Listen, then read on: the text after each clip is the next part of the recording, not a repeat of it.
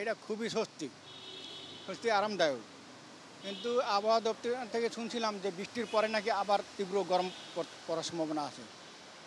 তাই গরমের মধ্যে তো বুঝতে পারছেন যে গরমের একরকম অবস্থা আর ঠান্ডার মধ্যে একরকম স্বস্তি। হ্যাঁ, তা আমরা খুবই এই অবস্থায় আছি, খুব ভালো আছি। যার জন্য বৃষ্টিটাও ভালো হয়েছে, গরম কমছে, ঠান্ডাও আছে। বৃষ্টির জন্য তো ব্যাহত হয়েছেই, অনেকেই আটকা পড়েছে। আমিও যেমন বৃষ্টির জন্য ঠিক মতন গাড়িতে উঠতে পারছি না, এবং গাড়ি ঘোড়াও কম ছিল, যার কারণে একটু মানে প্যাসেঞ্জার বেশি, যার কারণে অনেকেই গন্তব্যে সময় মতন পৌঁছাতে পারবে না, এরকম একটা বিষয়। আর এই বৃষ্টিটা অবশ্যই স্বস্তির, কারণ আপনারা জানেন যে গত কয়েক সপ্তাহ যাবত যে তীব্র তাপদাহ গেছে, মানুষ এবং পরিবেশ ওষ্ঠাগত।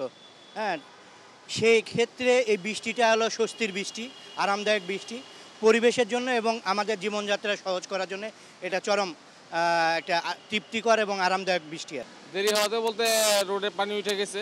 আমি শুনি একটা থেকে আসছি, রোডে পানি উঠে গেছে, আসতে একটু সময়টা বেশি লাগছে। এরপর একটু আগে বেরোইছি বিদায় চলে আসতে পারছি, এই আর কি।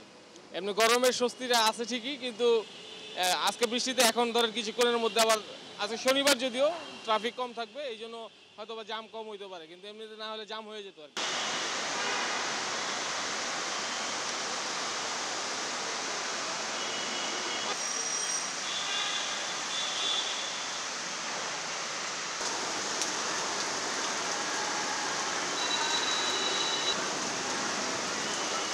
PM movement আছে, PM movement আছে।